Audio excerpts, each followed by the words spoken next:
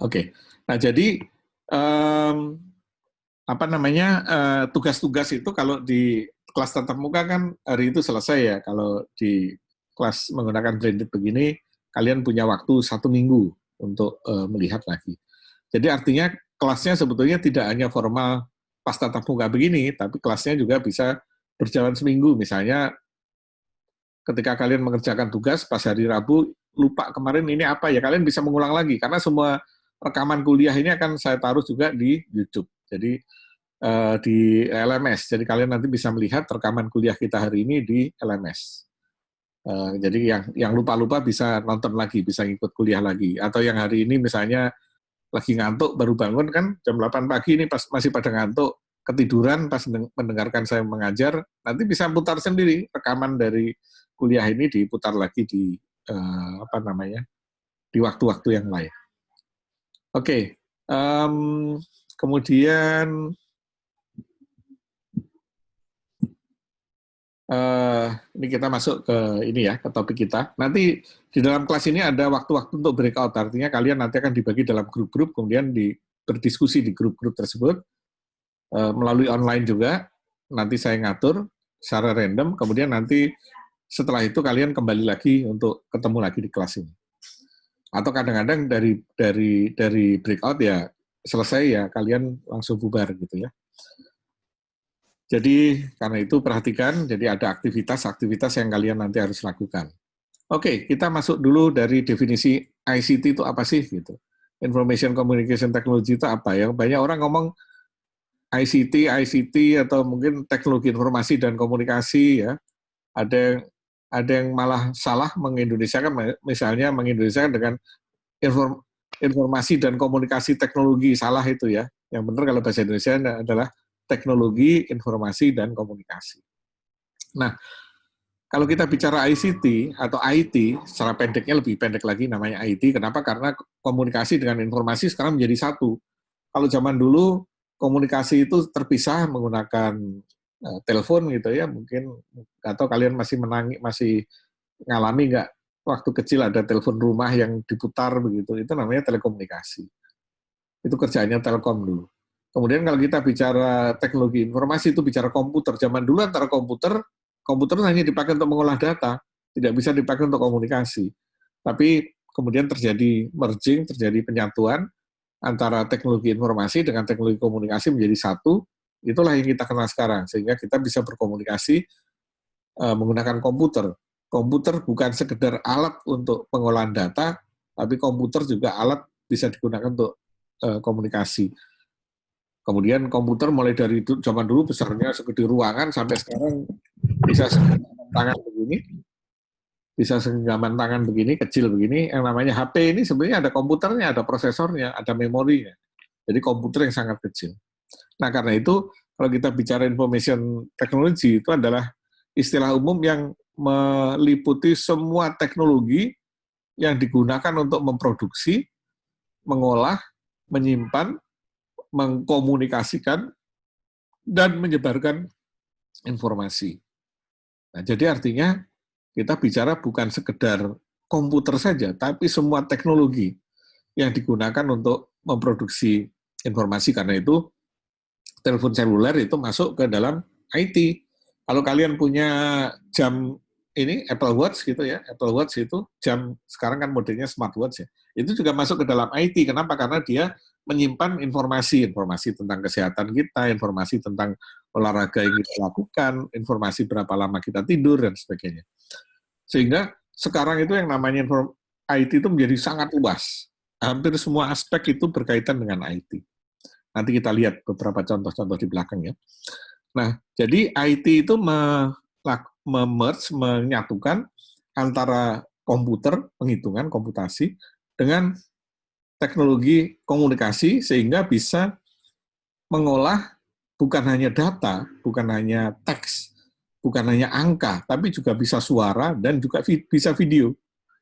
Bahkan beberapa eksperimen di Amerika sekarang, mungkin sebentar lagi akan masuk di pasaran, juga bisa mentransmisikan selain suara dan video, juga bau.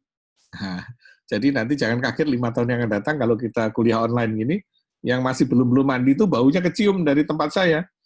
Kalau saya belum mandi, nanti baunya juga kecium dari tempat kalian. Gitu. Ini eksperimen yang mungkin akan ada di pasaran dalam waktu 1-2 tahun yang akan datang, mungkin akan ada. Jadi nanti jangan heran kalau sekarang kita bisa mengirim suara pakai email, bisa mengirim video pakai WhatsApp gitu. Nanti di masa depan kita bisa mengirim bau pakai WhatsApp gitu. Jadi kalau kalian lagi sebel sama teman kalian gitu, kirim aja bau got gitu ke WA-nya dia gitu ya. Dan puncaknya yang sebetulnya diinginkan manusia itu juga mengkomunikasikan rasa. Jadi selain bau, selain suara, video, bau nanti sebentar lagi akan ada, dan sedang dalam penelitian itu adalah rasa. Nah, kalian nanti bisa bayangkan, kalau misalnya kalian mau beli GoFood, kan di gadget kita ada gambar-gambar makanan ya, misalnya ayam goreng gitu kan. Nanti bukan hanya kita lihat gambarnya, atau kita lihat videonya, tapi kita bisa cium baunya juga. Wah, bau ayam gorengnya enak nih. Bahkan kalau kita bisa rasakan, jadi kita jilat gitu, nanti bisa ada rasanya di lidah kita. Itu yang dicita-citakan orang-orang IT.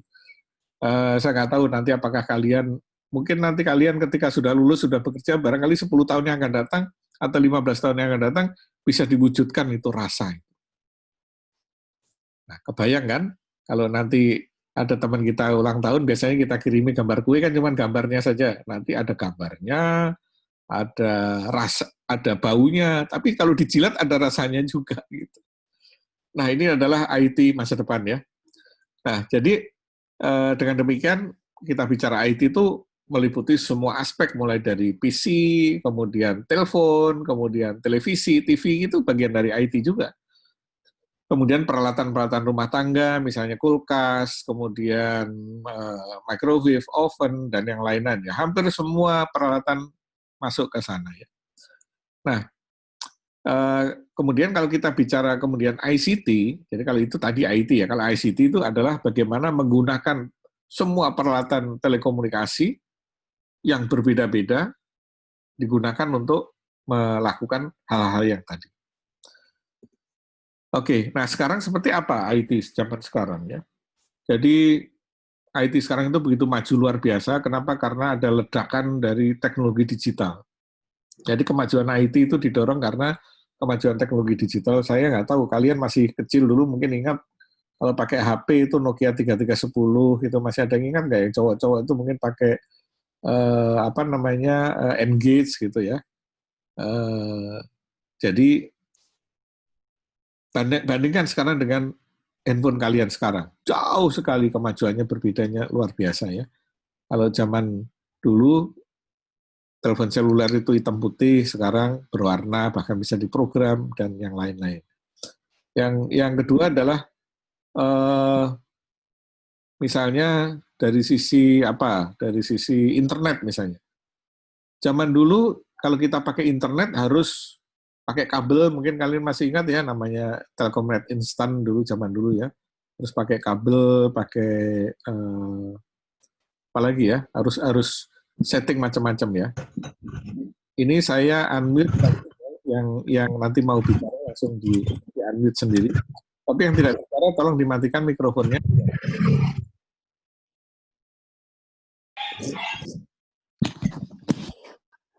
Bentar, ini ada beberapa yang nanti kalau mau bicara aja buka mikrofonnya supaya tidak berisik ya. Kalau nggak mau respon, nggak mau bicara, nggak mau nanya, nggak usah dinyalakan.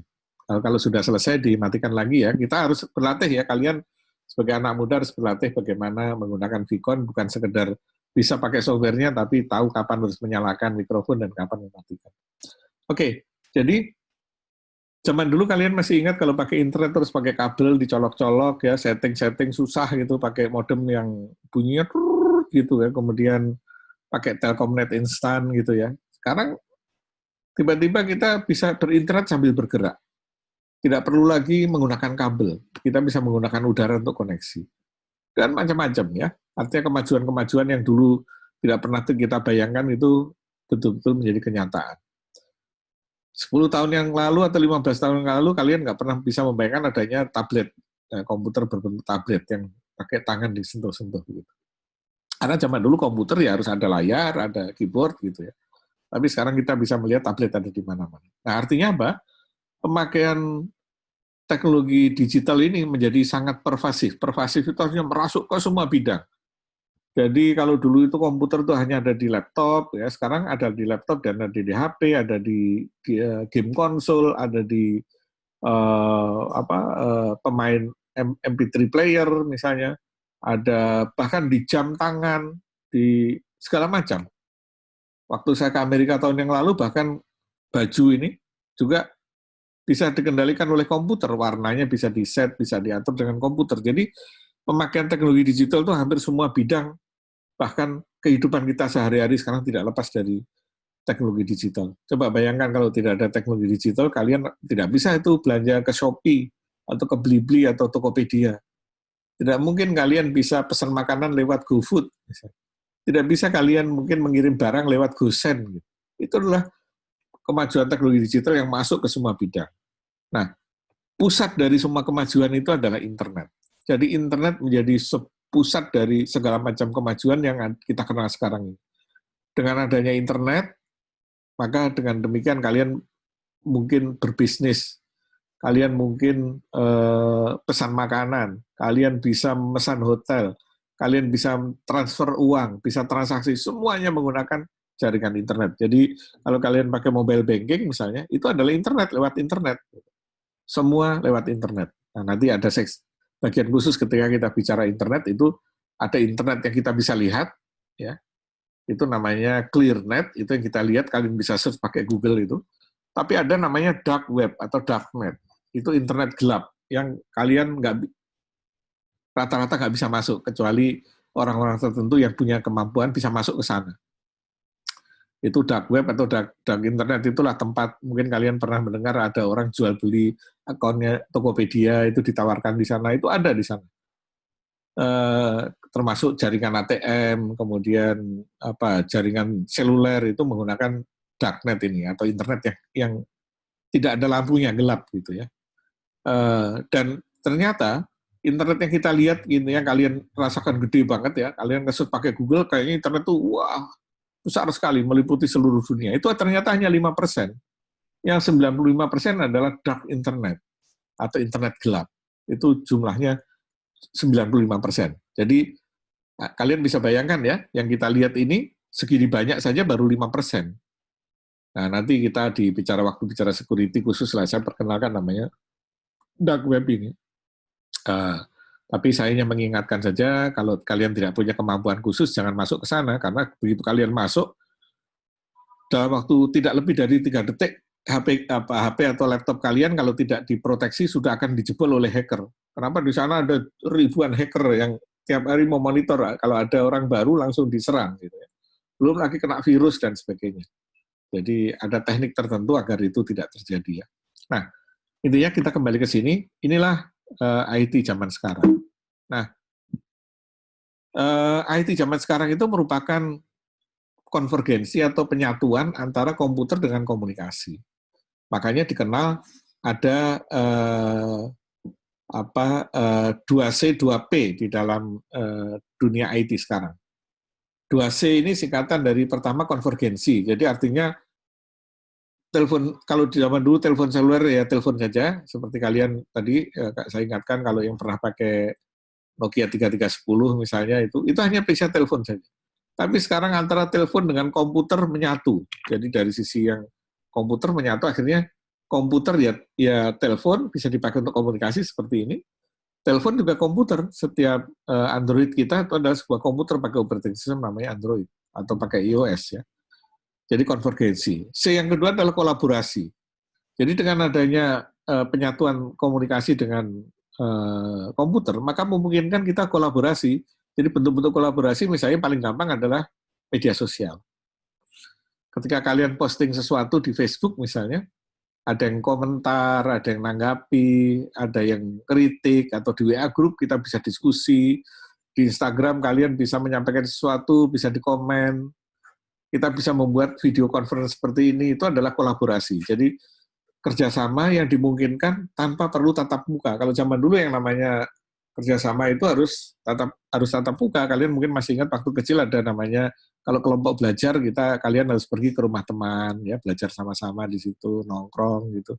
Sekarang dengan adanya Zoom misalnya atau CloudX yang kita pakai atau Google Meet atau whatever lah yang kalian sukai, kalian bisa melakukan kelompok belajar secara online. Ini namanya kolaborasi digital ya. Nah itu 2C ya. Kemudian 2P-nya adalah, pertama adalah portability. Jadi gadget sekarang itu portable, bisa dibawa kemana-mana. Kalian mungkin masih ingat zaman dulu ketika kalian kecil, kalau komputer di rumah ya pakai desktop itu ya, layarnya pakai konde tebel gitu, kemudian prosesornya kotak di bawah, keyboardnya gede, nggak bisa dipakai jalan-jalan, semuanya connect ke kabel. Tapi sekarang kalian hampir semuanya, saya yakin kalian punya laptop ya, bahkan laptop sekarang kecil-kecil seperti ini. Jadi saya punya laptop yang kecil sekali, ini Microsoft, buatan Microsoft, ini Microsoft Surface, yang kecil seperti ini, bisa saya bawa kemana-mana, saya tentang-tentang kemana-mana, saya pegang-pegang begini. Zaman dulu kita nggak kebayang untuk punya komputer yang bisa kita pegang-pegang begini. Jadi portable, bahkan ini ada kartu SIM-nya, jadi saya bisa connect ke internet kalau saya lagi di mobil, saya bekerja bisa menggunakan tablet saya. Tablet atau laptop lah sebetulnya, karena dia full Windows, kemudian ada keyboardnya, hanya keyboardnya bisa dilipat. Itu P yang pertama ya. P yang kedua adalah personalisasi. Maksudnya apa? Sekarang itu kita kalau punya device apapun, kita bisa personalize semau kita. Dulu dimulai dari Nokia memperkenalkan ringtone yang kita bisa rubah-rubah ya, memperkenalkan casing yang bisa diganti-ganti. Tapi sekarang sudah masuk bukan hanya sekedar fisik yang dipersonalisasi, tapi software juga bisa dipersonalisasi. Kalian yang suka Microsoft Word, personalisasinya pakai Microsoft Office. Tapi yang nggak suka pakai Microsoft, mungkin bisa pakai yang lain, pakai Kingsoft Office, pakai Open Office. Masing-masing punya cita rasa personal, cita rasa pribadi yang berbeda-beda. Demikian juga komunikasi, ada yang suka pakai WA, ada yang suka pakai Line ya, yang mungkin anak muda banyak pakai Line ya, ada yang suka pakai Skype dan macam-macam. Silahkan, masing-masing personalize di situ, bebas di sini. Nah, 2C, 2P inilah yang mewarnai kehidupan kita sekarang. Nah, sehingga seperti apa sekarang bentuknya IT itu? Ya. Ini digambarkan dengan simbol zaman dulu, zaman saya kuliah dulu, yang namanya penyimpan itu segede gini. Jadi hard disk yang segede piring, segede piring makan itu kapasitasnya hanya 1 megabyte, bukan giga ya, 1 mega, gedenya segede piring. Kemudian ditemukanlah disket, nggak tahu kalian mungkin masih sempat mengalami disket ya, yang kecil warnanya biru ini. Disket ini ukurannya 5,5 inci, jadi kira-kira 10 cm ya. Tapi kemampuan menyimpannya hanya 1 mega, 1,4 lah, 1,5 mega. Kemudian ditemukan lagi, tapi sudah mulai kecil ya, artinya sudah mulai portable. Ditemukan lagi namanya CD. CD kayak plastik, saya kira kalian semua tahu CD dan DVD, ukurannya lebih gede sedikit, terbuat dari plastik, kemampuan simpanannya lebih besar. Kalau CD kemampuan simpanannya kira-kira 1 mega, kalau DVD kemampuan 1 giga, kalau DVD kemampuan simpannya bisa 4 giga. Nah, sekarang kemajuannya lagi ditemukannya namanya flash disk ini. Mungkin ini nggak aneh bagi kalian ya.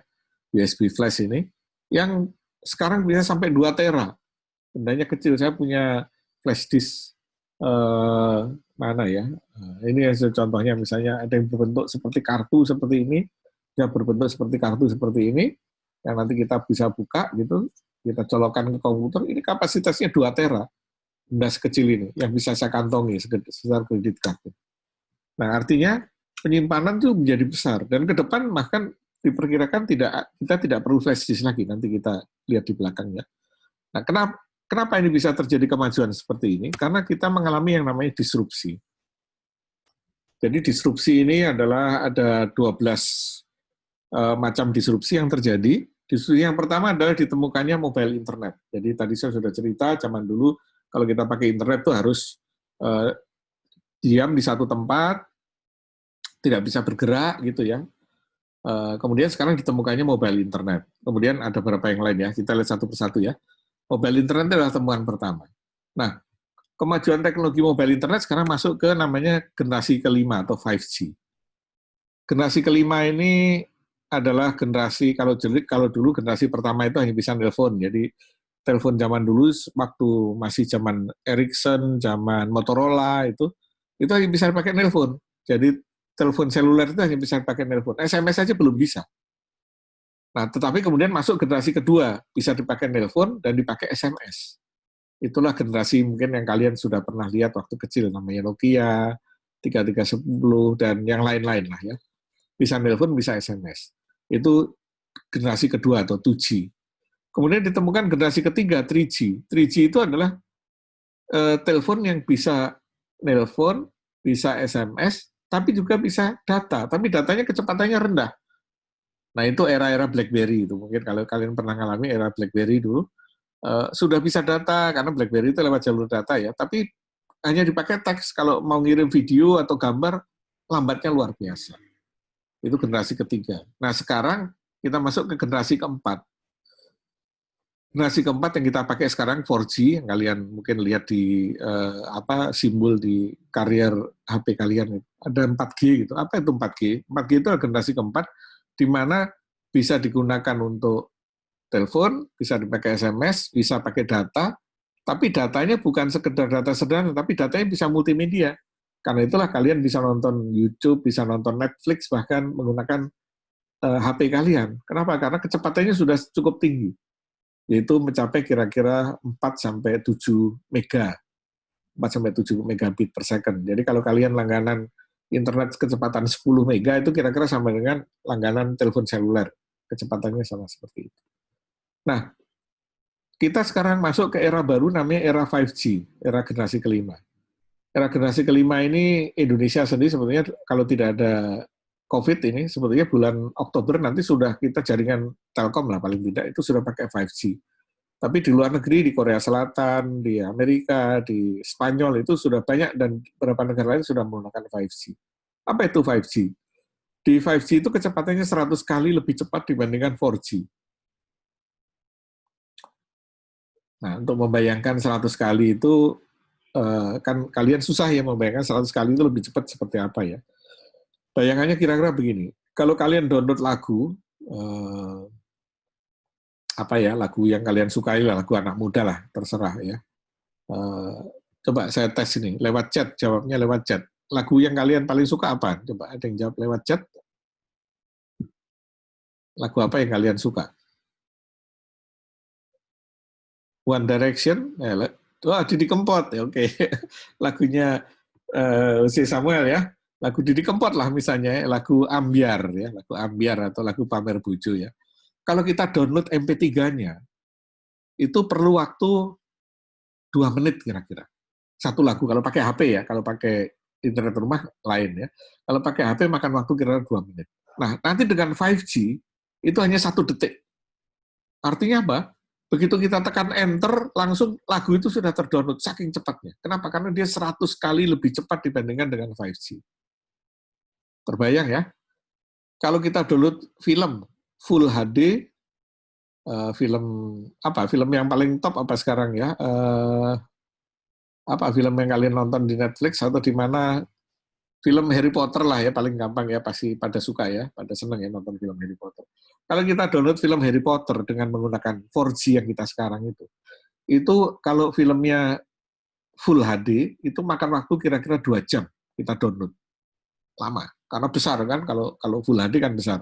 Kalau yang MP4 lebih kecil, makanya dikompres jadi MP4. Tapi yang Full HD itu kira-kira 2 jam. Tapi nanti dengan menggunakan 5G, itu hanya 2 menit. Jadi kita ketekan enter, kita ngobrol sebentar, selesai sudah download videonya. Saking cepatnya. Nah, dibandingkan dengan flash disk, tadi saya bicarakan di gambar yang ujung tadi flash disk ya. Kecepatannya kira-kira 50 kali dari flash disk yang tercepat sekarang. Jadi flash disk saja masih kalah cepat.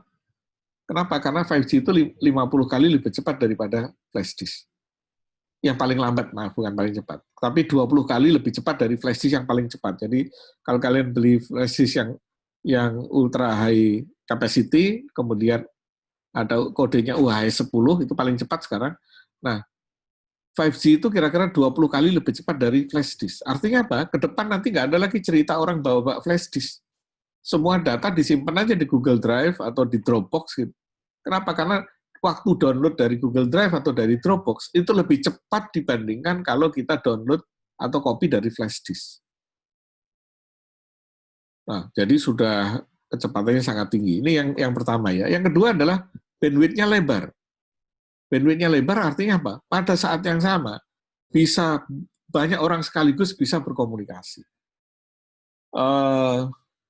Percobaan 5G di Spanyol, yang Spanyol sudah pakai 5G, mereka menggunakan Zoom, ya, Zoom untuk komunikasi begini, itu diikuti oleh 10.000 orang. Nah, bayangkan kalau kita dengan 4G kan, ini pesertanya 100 saja, kalau kalian ikut webinar, sudah putus-putus kan, videonya udah putus-putus, suaranya nggak jelas, begitu. Nah, kalau sudah pakai 5G itu, eksperimen itu diikuti oleh puluhan ribu orang di Spanyol, itu bisa sekaligus video conference. Jadi mungkin di masa depan nanti itu kalau ada konser band, konser apa-apa itu nggak perlu kalian nonton, pakai 5G, kecepatannya sangat tinggi, ya, dan ribuan orang bisa nonton di sana. Ini yang kedua ya. Yang ketiga adalah baterainya itu irit. Baterainya sangat irit. Kalian kalau pakai HP, ngecas berapa hari sekali?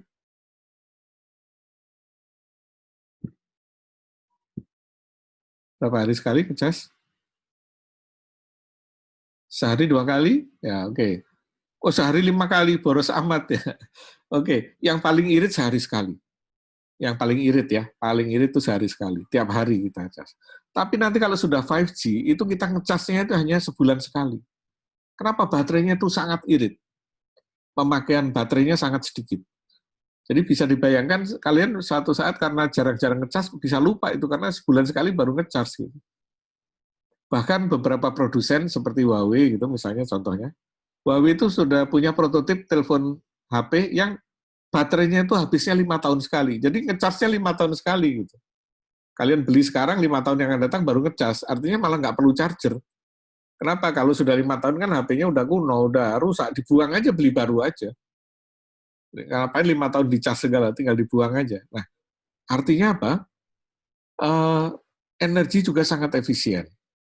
Dan nanti, kalau tadi saya sampaikan nanti nggak ada orang bawa flash disk, ke depan juga nggak ada orang bawa power bank. Nggak ada orang nyari colokan. Jadi kalau nanti ada teman kalian kemana-mana bawa power bank itu bilang, ih jadul amat HP-nya bawa power bank. Gitu. Kenapa? HP 5G yang paling yang sudah ada di pasaran itu bisa 30 hari sekali baru di-charge. Nah ini ada pertanyaan dari Marcella yang bagus sekali ya. Kapan 5G masuk Indonesia? Sebetulnya Telkom itu merencanakan bulan Oktober ini sudah menggelar jaringan 5G di Surabaya, Medan, dan Jakarta. Tapi karena ada virus ini, kita tertunda. Jadi kemungkinan tahun depan kalian akan menikmati 5G. Kemungkinan tahun depan menikmati 5G. Nah pertanyaannya biasanya, ini yang 3 lagi saya nggak usah sebutkan karena terlalu teknis ya, connectivity, remote access, dan sebagainya. Tapi 3 yang sebelah kiri ini yang penting. Pertanyaannya barangkali begini, mahal nggak? Nah, pakai 5G sudah cepat, bandwidth-nya banyak, jangan-jangan mahal. Tapi ternyata kebalik, justru sangat murah, bahkan dianggap gratis. Kenapa? Kalau dengan 4G, kalian beli kuota 10 giga, dapat berapa? 75.000? Kalau beli 10 giga berapa? Coba, ada yang suka ngisi kuota? Rata-rata berapa? Ayo, siapa yang jawab? 89.000 ya, ada 100.000, ada 75.000. Tapi Indosat murah ya, 150.000 30 giga ya. Nah, 5G itu nanti itu 50 giga itu hanya saking murahnya itu hanya Rp50. Jadi per giga itu nanti Rp1 per giga. Jadi 50 giga itu Rp50. Saking murahnya. Nah, Telkom mahal ya karena Telkomsel memang jaringannya lebih bagus, jadi lebih mahal dibandingkan yang lain ya. Terima kasih kritiknya ya. Jadi artinya apa? Kalau nanti pakai 5G, itu 1 giga hanya Rp1. Jadi hampir gratis, sehingga nanti orang nggak ada lagi pusing masalah kuotanya habis dan sebagainya ya. Jadi saking murahnya itulah 5G. Ya, kalian harus nunggu. Dan yang pertama kali akan bikin 5G nanti Telkom, karena 5G itu memerlukan investasi yang sangat besar ya, triliunan. Dari semua operator hanya Telkom yang sanggup. Jadi 1 giga 1 rupiah ya. Wah, ini senang semua nanti. Jadi semuanya bisa nonton Netflix sebosan-bosannya itu ya. Habis-habisan nonton Netflix ya. Oke, ini adalah kemajuan pertama ya.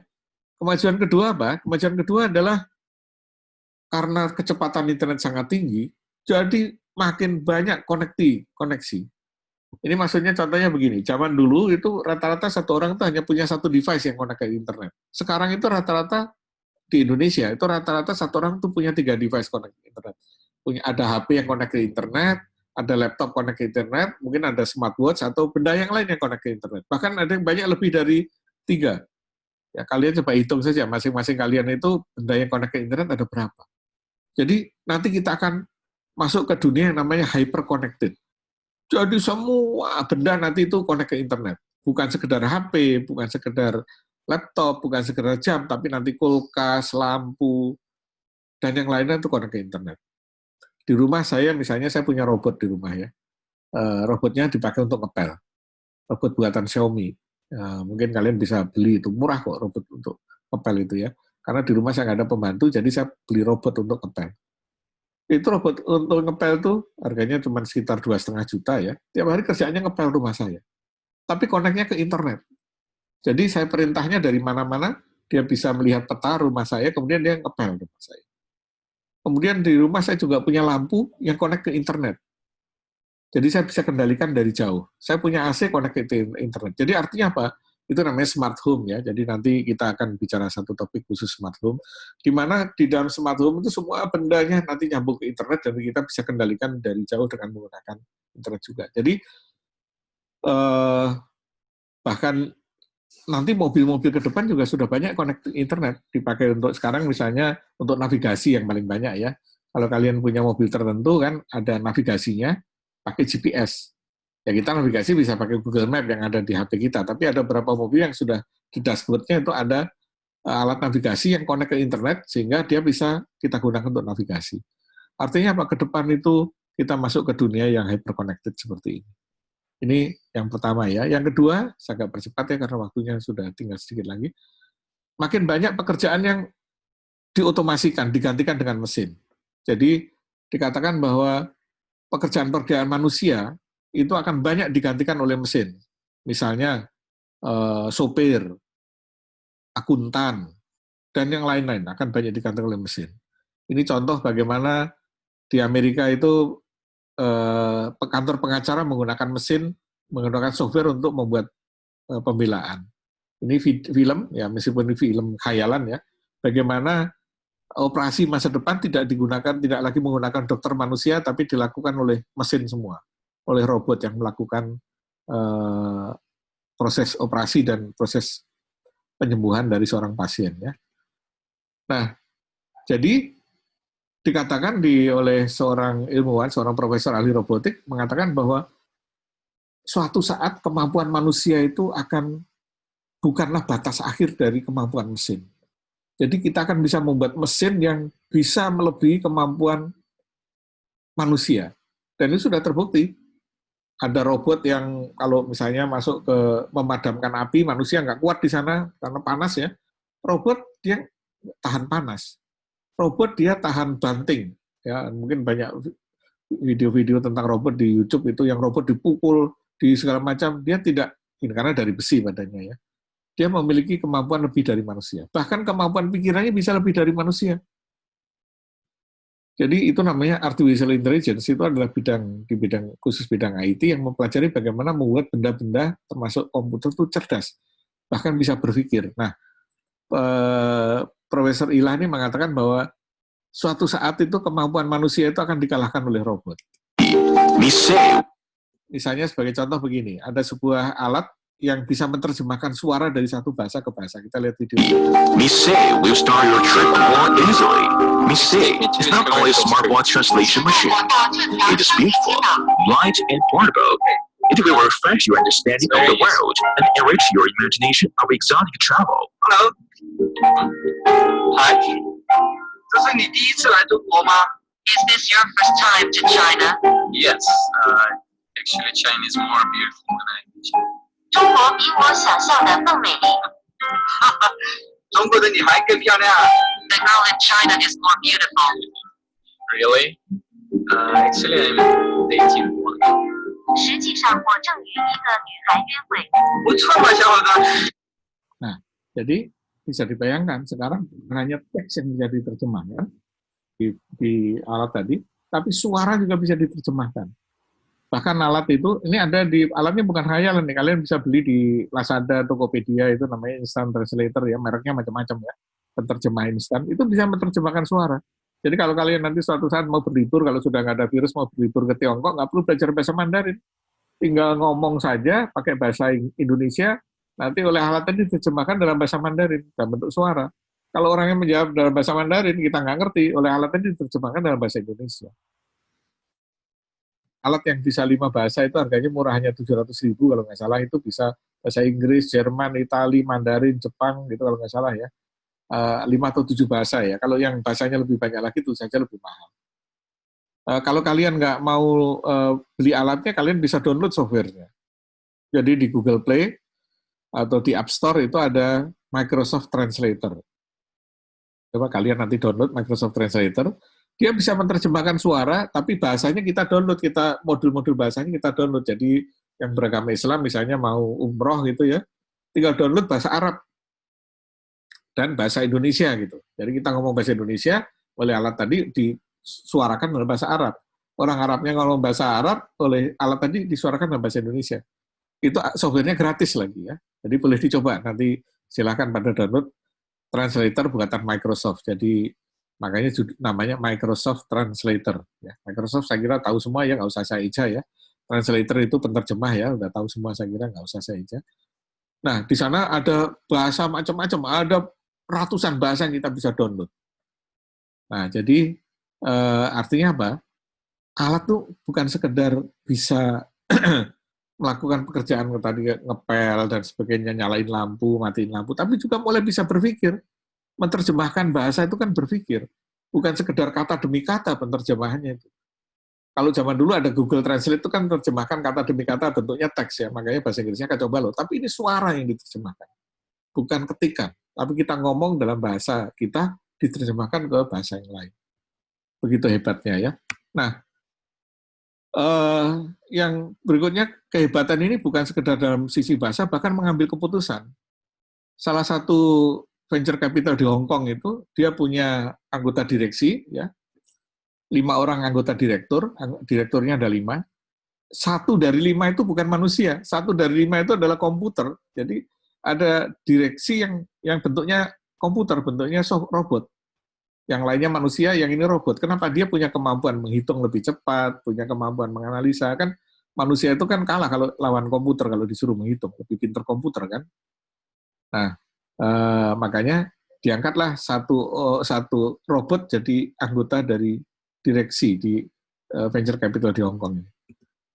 Kemudian juga dampak dari kemajuan teknologi tadi, sekarang mal-mal pada tutup ya, kalian tahu sendiri kan, bukan masalah pandemi saja, sebelum pandemi banyak mal pada tutup ya, Matahari di Jakarta itu sudah ada 7 yang tutup, makanya Jakarta lebih adem sekarang karena Matahari sudah berkurang 7, dan gerai-gerai yang lain juga banyak yang tutup. Di luar negeri juga terjadi ya. Mitsukoshi itu adalah pemilik jaringan Sogo terbesar di Jepang. Sekarang Sogo-Sogo di sana pada tutup, bukan karena pandemi, sebelum pandemi sudah pada tutup. Kenapa? Karena masyarakat Jepang seperti kalian, belanjanya tuh online semua.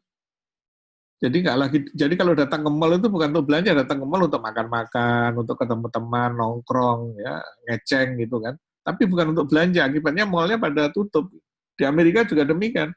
Di Amerika itu ada jaringan Matahari dan Ramayananya Amerika, namanya Sears dan Macy's, juga pada tutup. Kenapa orang tidak belanja lagi di situ? Apalagi sekarang dengan adanya virus, tambah parah lagi. Nah, itu diskusi yang kedua. Diskusi yang ketiga adalah adanya namanya Internet of Things. Internet of Things itu membuat semua benda bisa berkomunikasi. Jadi seperti kita ketahui, Misalnya kalau saya punya smartwatch seperti ini, mungkin kalian juga ada punya ya. Smartwatch ini bisa berkomunikasi dengan telepon seluler saya. Jadi kalau ada pesan dia bisa memberitahu ya, bahkan bisa memonitor kesehatan saya, bisa memonitor semalam saya tidur berapa lama, denyut jantung saya berapa. Kalau ada pesan dia bisa tampilkan pesan di sini. Bahkan dia bisa berkomunikasi dengan peralatan yang ada di rumah saya. Dia bisa komunikasi dengan TV saya, dengan lampu-lampu yang ada di rumah, dengan robot yang ngepel, dengan robot yang nyuci piring, dengan robot yang nyuci baju, semuanya bisa berkomunikasi dengan smartwatch saya. Jadi saya kalau kasih perintah tinggal ngomong saja pakai Apple Siri ya. Mungkin kalian familiar dengan Siri, saya tinggal, cuman sayangnya Siri itu baru bisa bahasa Inggris ya. Saya tinggal ngomong pakai bahasa Inggris, maka robot ngepelnya akan mulai bekerja. Kalau saya mau matiin lampu atau nyalain lampu, saya tinggal ngomong saja ke jam saya, dia akan menyalakan atau mematikan lampu. Jadi artinya apa? Komunikasi bukan lagi antara manusia dengan manusia, tapi antara benda dengan benda. Nah, yang berikutnya lagi adalah teknologi cloud. Jadi kita semua, kalian mungkin sudah sering pakai, tapi mungkin tidak aware itu namanya cloud. Misalnya Dropbox atau Google Drive, di mana menggantikan penyimpan kita. Kita nggak perlu lagi punya penyimpan, semuanya kita taruh dari cloud. Nah, zaman dulu penyimpan yang di cloud itu hanya penyimpan, tapi sekarang bisa semuanya. Termasuk aplikasi bisa kita taruh di cloud. Contohnya, kalau kalian pakai Google Docs atau Google Sheet itu, nggak perlu kita install, aplikasinya ada di sana, di cloud sana, kita nggak tahu ada di mana. Tapi juga komputer, processing itu bisa kita taruh di cloud sekarang. Jadi nanti kita ada sesi khusus mengenai cloud ini ya. Nah, yang berikutnya lagi adalah robot yang advance. Jadi kalau zaman dulu robot itu hanya bisa mengerjakan satu pekerjaan, jadi robot yang ngepel, yang kayak di rumah saya ini ngepel, ya ngepel saja, dia nggak bisa yang lain. Kalau yang robot cuci piring, ya cuci piring saja. Nggak bisa robot cuci piring saya suruh ngepel. Robot ngepel saya nggak bisa saya suruh nyalain lampu. Tapi robot-robot yang lebih canggih sekarang itu bisa mengerjakan banyak hal. Ini video ini menunjukkan bagaimana sebuah robot di sebuah pabrik yang melakukan perakitan mobil. Jadi robot ini bisa berpikir kalau misalnya perlu dipasang baut, dia pasang baut, kalau perlu ngelas, dia ambil las, kalau perlu ditekuk pakai tang, dia ambil tang, dan sebagainya. Jadi persis satu robot ini persis seperti seorang manusia yang melakukan kegiatan, bisa berpikir, dan bisa bekerja sama. Tidak saling berantem, robot satu dengan yang lain saling senggol-senggolan, saling nyemporotin api, itu enggak, mereka saling bekerja sama. Jadi robot-robot yang cerdas, bukan sekedar automate, bukan sekedar bekerja secara otomatis, tapi dia punya kemampuan berpikir, bisa berpikir. Makanya tidak aneh, Foxconn itu salah satu pabrik laptop terbesar di Tiongkok. Jadi kalau kalian pakai laptop apapun itu, mau merek apapun, itu keluarnya hanya dari 4 pabrik di Cina sana, di Tiongkok. Nah, yang terbesar namanya Foxconn. Foxconn itu yang membuat MacBook, yang membuat Asus, yang membuat Sony dan sebagainya, yang laptop yang high end itu pabriknya namanya Foxconn. Nah, Foxconn itu pegawainya sekarang ada 3 juta orang yang merakit, yang bikin laptop. Nah, rencananya Foxconn itu akan mengganti 1 juta di antara 3 juta buruh tadi dengan robot dalam waktu 3 tahun yang akan datang. Jadi bisa dibayangkan penghematannya akan luar biasa. Kalau sudah diganti robot begini, apa yang terjadi? Contohnya ini di pabrik mobil Mercedes yang saya ambil videonya ini di Jerman ini. Ini robot ini bisa bekerja 24 jam tanpa istirahat. Kalau manusia kan kerja jam 5 udah pulang. Ya. Siang istirahat makan siang. Robot-robot ini nggak pernah ada istirahat makan siang, nggak pernah cuti, nggak pernah demo. Bekerja terus-menerus selama 7 hari seminggu, nggak pakai istirahat. Paling istirahat kalau dia harus ganti oli gitu ya. Setelah saya ganti oli, dia bisa bekerja lagi dan seterusnya. Maka produktivitas akan sangat tinggi dan kemudian akan menghasilkan produk yang lebih efisien dan lebih murah. Nah, yang berikutnya lagi adalah kendaraan otomatis. Jadi taksi-taksi tanpa sopir ini punyanya Uber. Uber itu di Amerika sudah menggunakan taksi-taksi yang tanpa sopir. Saya nggak tahu videonya ada yang lebih. Nah, sayang ya videonya saya ada yang tutup sebentar. Ada slide yang ke hide.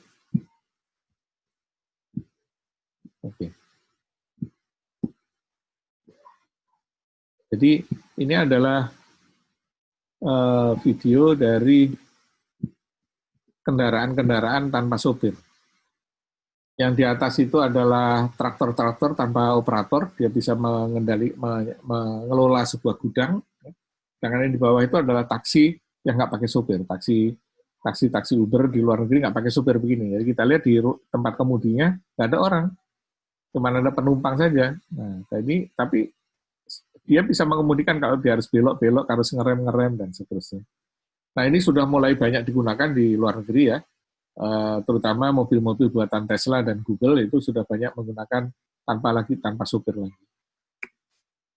Nah, di samping itu juga di Daimler bersama-sama Volvo itu membuat truk dan bis tanpa sopir. Jadi ini truk-truk ini nggak ada sopirnya.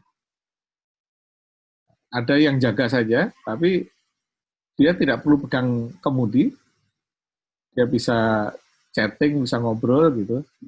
Jadi yang mengemudikan adalah lihat mesinnya kemudinya gerak-gerak sendiri. Tapi kalau mau dia kemudikan secara manual juga bisa. Jadi kalau mau dikendalikan secara manual gitu bisa. Tapi kalau dia bosan, dia lepas nanti jalan sendiri. Nah, kalau kalian nanti jalan-jalan ke Perancis ya, antara Lyon sama Paris itu ada bis-bis yang dibuat yang mereknya Navia, itu bis-bisnya nggak ada sopirnya. Jadi kalau kalian naik tadi di tempat duduk sopir itu nggak ada manusianya, tapi bisnya bisa nyala sendiri, bisa ngerem, bisa jalan belok kanan, belok kiri gitu. Ini kebayang ya kalau di Indonesia pasti dibilang ada jinnya di situ. Nah, drone juga banyak digunakan untuk menggantikan pengiriman barang. Jadi kalau kita ngirim barang masih pakai gosen, pakai abang yang pakai motor, di Amerika Amazon itu sudah menggunakan drone untuk ngirim barang. Jadi kalau kita pesan barang gitu, misalnya ini katakanlah kita pesan barang, maka barang itu dikirimnya pakai drone, tidak lagi pakai tenaga manusia. Sehingga makan waktu sangat cepat, hanya 13 menit mulai dari kita pesan sampai barang itu datang. Kalau kita pakai Gosen kan 1 jam ya, paling cepat ya. Yang instan kurir itu pakai GrabSend atau Gosen kan 1-3 jam. Di sana hanya 13 menit. Bahkan drone ini bisa mengirim barang ke tempat yang tidak ada alamatnya. Kalau Gosen kan nggak bisa. Nah ini misalnya contohnya si pengendara sepeda ini pantry-nya rusak, dia pesan, dia beli pantry baru, tapi dia nggak mau berhenti, dia sambil jalan di tengah sawah, ya. Nanti kita lihat drone-nya akan mengirim barang ke tempat tersebut. Nah, ini yang dari kantor tadi yang memesan barang, ini kalau barangnya dikirim ke alamat, drone-nya akan datang. Nah, ini mengirimkan barangnya, tinggal diambil barangnya.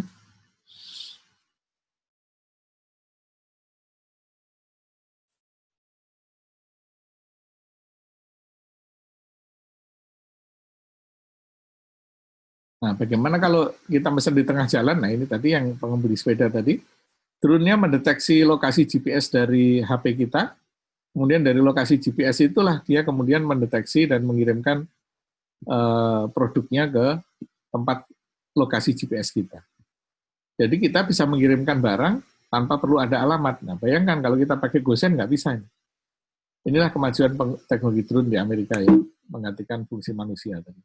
Nah, karena itu kita masuk ke sekarang disebut revolusi industri yang keempat. Kenapa? Karena industri itu mengalami revolusi yang 4 kalinya. Dulu revolusi yang pertama itu adalah menggunakan mesin. Tadinya manusia itu kan pakai tenaga tangan ya, pakai tenaga ototnya. Tapi karena otot itu punya keterbatasan, akhirnya diciptakanlah mesin. Ini pertama kali namanya revolusi industri, sehingga menjahit, membuat produk, ngelas, bubut, semuanya sekarang sudah pakai mesin. Kemudian revolusi yang kedua adalah mesinnya tadinya menggunakan mesin dengan tenaga uap atau tenaga air, sekarang diganti dengan tenaga listrik. Itu revolusi yang kedua.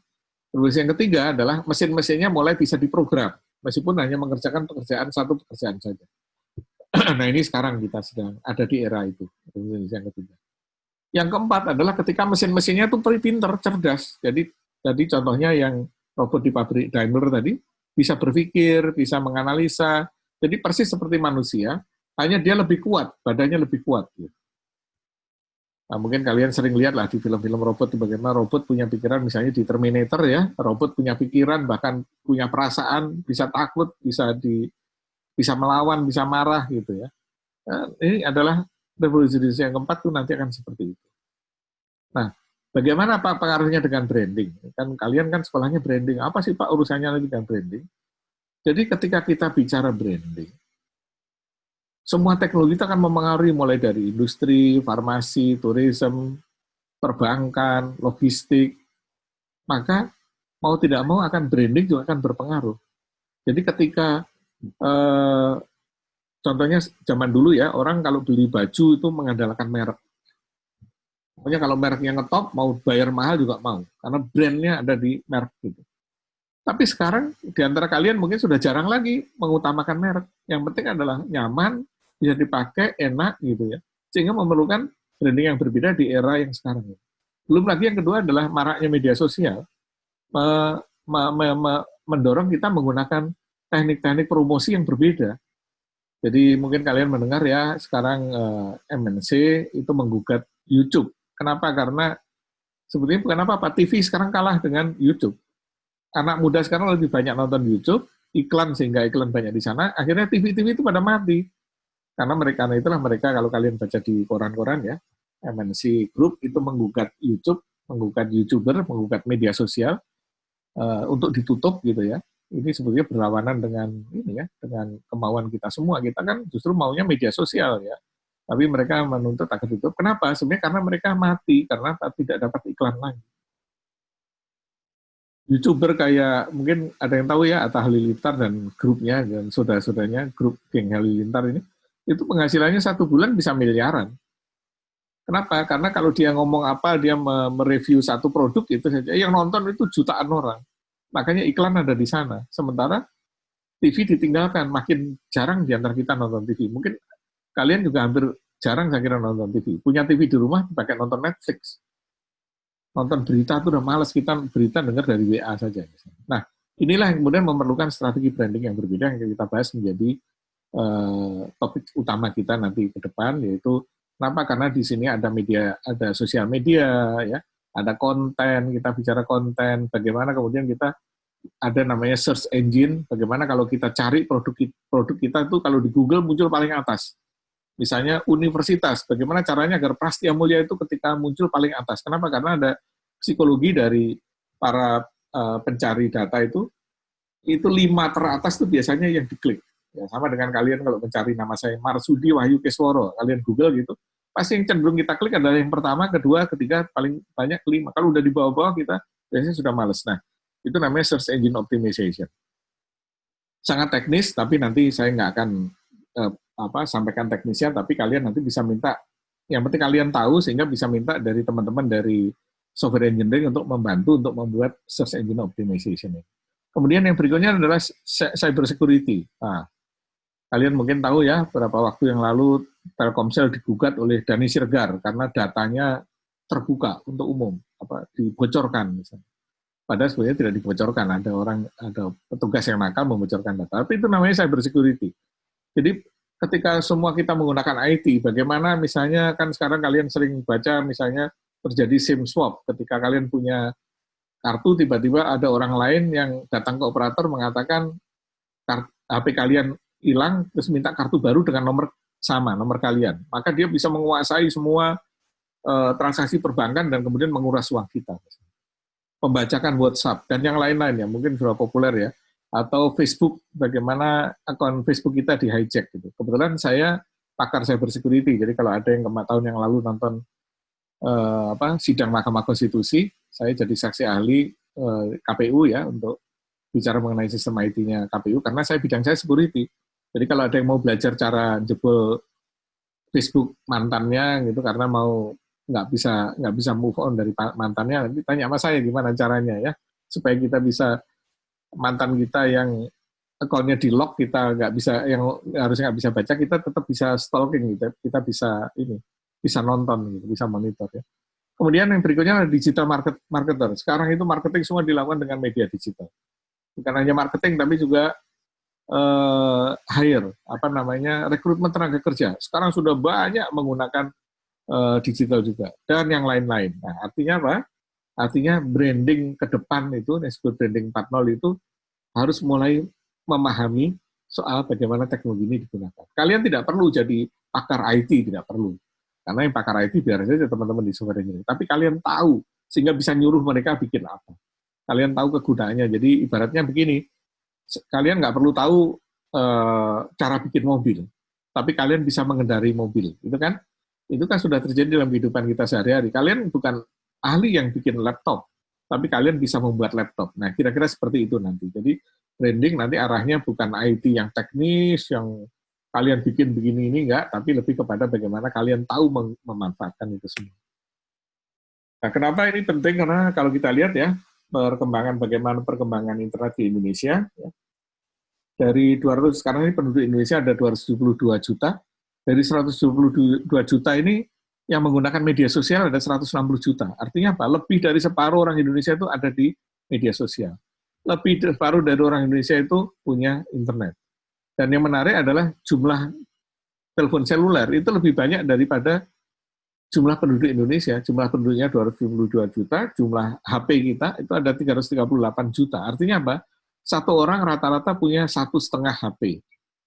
Artinya ada yang punya 3, ada yang punya 5, ada yang nggak punya gitu. Tapi kalau kita rata-rata, satu orang itu punya 1,5 HP. Artinya lebih dari 1 HP. Ini hanya terjadi di Indonesia, di negara lain nggak ada. Di Amerika itu jumlah HP-nya lebih sedikit daripada manusianya. Di Australia juga begitu, tapi di Indonesia ajaib, jumlah HP lebih banyak daripada jumlah manusia. Kenapa? Karena rata-rata kita punya HP lebih dari 1. Saya nggak tahu kalian punya HP berapa ya. Saya sendiri HP ada 6, ini semua nomor ada saya. Nah, dan orang Indonesia itu ternyata paling banyak itu yang dikunjungi itu adalah Google, ya cari informasi. Yang kedua YouTube. Jadi agak menarik juga nih. YouTube itu adalah ranking kedua di dalam kunjungan oleh orang Indonesia. Yang ketiga adalah Facebook. Nah, jadi ini adalah statistik ya. Ada juga yang tempat-tempat porno ini ternyata ini siapa ini ya mahasiswa ini sini yang suka nonton Pornhub ini yang nomor 11. Tapi masuk ranking dia masuk 20 besar ya Pornhub.com ini ya. Belum lagi XNXX. Nah ini tempat-tempat porno ternyata juga laku bagi orang Indonesia ya. Nah artinya apa? ICT itu ada dalam semua aspek dari marketing, termasuk untuk strategi, untuk riset, untuk digital, untuk corporate, untuk branding, dan marketing itu semuanya memerlukan tools namanya ICT tadi. Jadi misalnya untuk marketing, digunakan untuk membuat marketing plan, ya, membuat agar customer tertarik, kemudian termotivasi untuk membeli, kemudian menggantikan kalau dulu ada 4P ya, product, price, place, promotion. Place sekarang tidak relevan lagi, karena apa? Di dunia cyber ini bisa dilakukan di mana saja. Yang kedua adalah price juga tidak relevan lagi. Kenapa? Karena orang dengan mudah, dengan menggunakan Google misalnya, bisa membandingkan harga kita dengan harga orang lain. Zaman dulu, zaman sebelum ada internet, kalau kita mau membandingkan harga kan harus telepon, atau kalau enggak harus datang ke toko ini, bandingin. Sekarang cukup pakai Google saja, kita bisa bandingkan harga di satu toko dengan yang lain, mana yang lebih murah. Makanya kalau kita belanja pakai Tokopedia misalnya, itu kalau produknya kita sudah tahu, kita search pakai produk, kemudian kita search berdasarkan harga, kita cenderung mencari harga yang paling murah dan bintangnya paling banyak. Seller yang bintangnya paling banyak, harganya paling murah, itulah yang menjadi target dari pembeli. Artinya ada perubahan di sini dalam perilaku pembeli, makanya marketingnya berubah ya. Nah, kemudian penggunaan ICT untuk marketing misalnya dengan email, SMS, foto, video, dan sebagainya. Jadi, apa keunggulan atau kelebihan dari ICT dalam branding? Yang pertama adalah karena ICT itu bisa dilakukan anytime, anywhere, bisa dilakukan kapan saja. Jadi, kalau kita mau promosi produk kita di Amerika, itu tidak harus kita misalnya kita malam-malam, dia sana siang kan susah. Tapi dengan ICT maka waktu itu menjadi hilang. Kemudian bisa dilakukan anywhere, bisa dilakukan dari mana saja.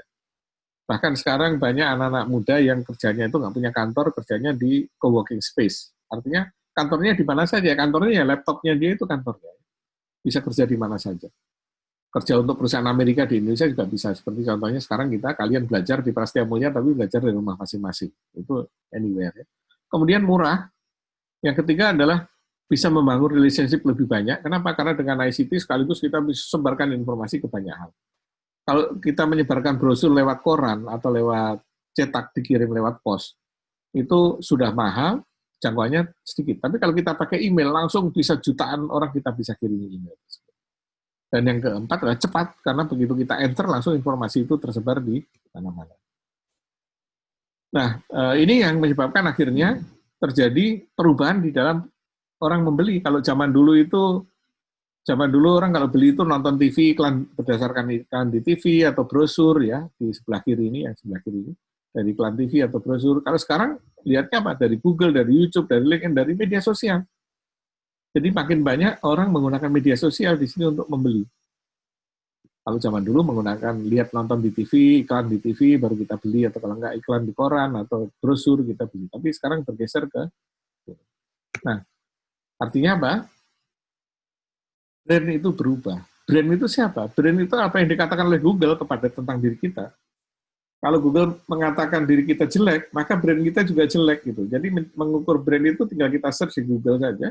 Apakah berita-berita di Google itu bagus kan tentang kita? Kalau bagus berarti brand kita bagus. Kalau jelek berarti brand kita jelek. Jadi brand is about how you use Google to promote yourself.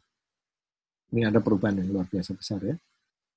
Nah, ini tidak relevan ya mengenai pendidikan ya, tapi asal tahu aja bahwa ICT itu selain untuk branding bisa dipakai untuk pendidikan, bisa untuk kesehatan, bisa dipakai untuk payment ya, kalian sudah biasa pakai OVO, pakai GoPay dan sebagainya, mungkin nggak aneh ya.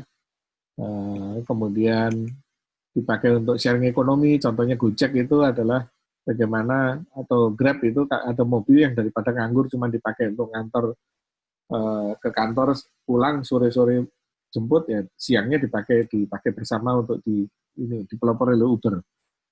Bagaimana orang yang punya Uber itu bisa menggunakan mobilnya untuk penghasilan.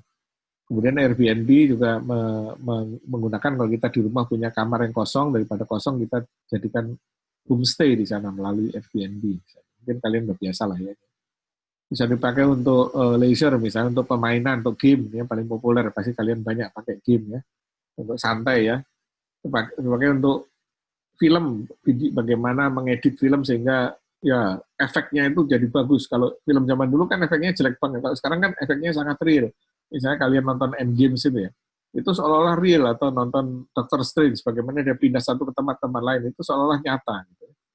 Kemudian yang berikutnya lagi dipakai untuk streaming mulai musik, dipakai untuk streaming untuk video, yang paling populer adalah Netflix yang saya kira kalian banyak pakai ya. Tapi juga dipakai oleh pemerintah dan politik sekarang. Misalnya sekarang lagi ngetop soal buzzer ya, lagi jadi berita buzzer, itu adalah bagaimana menggunakan influencer untuk politik.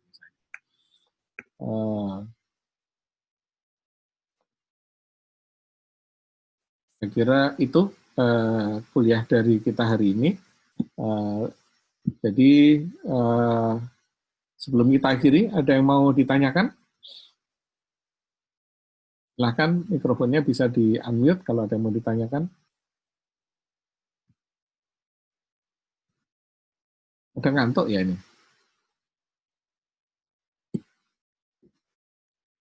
Halo? Oke, kalau tidak ada? Pak, nggak ada pertanyaan, Pak. Oke, kalau nggak ada, tolong ininya dinyalakan lagi. Nggak di-unmute. Supaya Angelina ada yang mau ditanyakan, coba saya yang unmute. Salah. Udah. Coba, kenapa Angelina? Ada yang mau ditanyakan? Pak, kenapa mau misalnya kayak tadi kan Amerika teknologinya kan udah advance gitu kan, Pak. Yeah. Kenapa dia masalah COVID gitu dia merupakan yang tertinggi gitu, Pak. Padahal kan sebenarnya dengan teknologi yang memadai kan dia bisa menyelesaikan COVID lebih cepat. Oke, pertanyaan bagus ya. Jadi Amerika itu COVID itu bukan masalah teknologi, tapi masalah orang Amerika itu dablek. Ya. Coba dilihat di koran-koran tuh. Disuruh pakai masker aja pada demo kan, pada membantah ini. Jadi ada memang, bukan hanya di Amerika ya, di Indonesia juga ada kelompok-kelompok misalnya yang tidak percaya bahwa yang tidak percaya pakai masker, atau mengatakan COVID itu rekayasa pemerintah, atau ya terutama kaum radikal lah ya yang mengatakan begitu. Ada yang mengatakan ya mati itu sudah takdir, ngapain kita takut mati dan sebagainya. Itu perilaku itu yang membuat akhirnya mau pakai teknologi apapun juga akan ini nggak akan bisa teratasi gitu. Jadi kenapa? Karena kalau kita bicara pandemi itu bukan masalah teknologi. Satu-satunya mencegah pandemi itu adalah pakai perilaku. Kenapa? Virus itu tidak ada obatnya. Virus itu hanya bisa dibunuh oleh tubuh kita sendiri. Beda dengan bakteri. Kalau bakteri kan ada antibiotik. Kalau virus itu hanya tubuh kita harus kuat dan mencegah penularannya. Jadi kalau mencegah penularan kan kita cuma ada 3 cara itu ya, yang kalian udah sering praktekkan juga ya, pakai masker, jaga jarak, ya 2 meter. Yang ketiga adalah sering cuci tangan. Kenapa 2 meter? Karena kalau orang bersin, itu loncatan bersin yang ada virusnya itu paling jauh 2 meter dia sudah jatuh ke tanah. Tapi kalau kalian kurang dari 2 meter, dia bersin, nempel di pipi misalnya. Di pipi ini si virusnya bisa merambat masuk ke hidung, nah, masuklah ke dalam tubuh kita. Atau kita salaman, ya, dia habis tangannya di depan mulut begini. Karena kalau ngomong kan disadari itu tidak sadari, akan ada sebagian ludah yang terpercik di sini. Meskipun kecil sekali. Dan virus-virus nempel di sini. Begitu salaman dengan kita, tangan kita garuk-garuk muka atau ngelap dahi atau apalagi mencet hidung begini, virusnya masuk. Nah, jadi virus itu hanya bisa dilawan dengan perubahan perilaku, tidak bisa dilawan dengan teknologi gitu ya, Idil ya. Makanya di Amerika orang-orangnya bandel-bandel ngeyel-ngeyel. Bukan hanya di Amerika loh. India juga sama. Di India juga ribuan besar juga. Di Timur Tengah apalagi. Indonesia itu kalau kita lihat jumlahnya memang besar ya, 120.000. Tapi kalau dibagi dengan jumlah penduduk, kecil, nggak ada artinya. Jadi kebanyakan publikasi yang salah itu adalah hitung jumlah saja. Harusnya tidak boleh jumlah saja. Kenapa? Di Singapura misalnya, korbannya sedikit. Korbannya Singapura kan hanya 40 ribu orang ya. Tapi penduduknya kan hanya 8 juta. Nah kalau kita, 8 juta itu kan cuma separuhnya DKI. DKI itu kan penduduknya 18 juta. Tapi kita untuk seluruh Indonesia dengan 272 juta, korbannya sama-sama lebih kecil. Tapi saya tidak membawa kita ke perdebatan jumlah angka ya, tapi kepada yang penting tadi. Jadi sebetulnya obatnya adalah satu-satunya perilaku. Tidak bisa dengan cara yang lain. Begitu Angelina jawabannya ya. Oke, yang lain masih ada? Baik, kalau tidak ada, tolong dinyalakan lagi kameranya, biar kelihatan masih ada wajah-wajah yang ngantuk apa nggak ngantuk. Oke, saya tunggu, saya mau ambil fotonya. Nah, ada yang ngantuk barusan. Marcelia tuh lagi betulin rambut pasti habis tidur tadi ya. Atau karena mau difoto biar cantik ya. Oke ya, udah siap ya. Halaman pertama saya foto ya. 1, 2, 3. Oke, satu lagi, tunggu. Halaman kedua, 1, 2, 3. Oke. Jadi itu ya saudara-saudara sekalian, jangan lupa lihat di LMS kalau ada tugas, hari ini ada tugas, nanti akan saya posting sebentar lagi. Kemudian minggu depan sebelum kuliah juga lihat apakah akan ada tatap muka atau tugas mandiri atau belajar sendiri atau grup ya. Tapi kalau ada tatap muka atau menggunakan Vicon, jangan lupa ID-nya tadi, ya ID kita akan kita pakai terus. Oke, terima kasih. Sampai ketemu minggu depan ya. Jaga kesehatan semua ya. Oke, makasih. Terima kasih, Pak. Yuk, Terima kasih, Pak. sama-sama, yuk.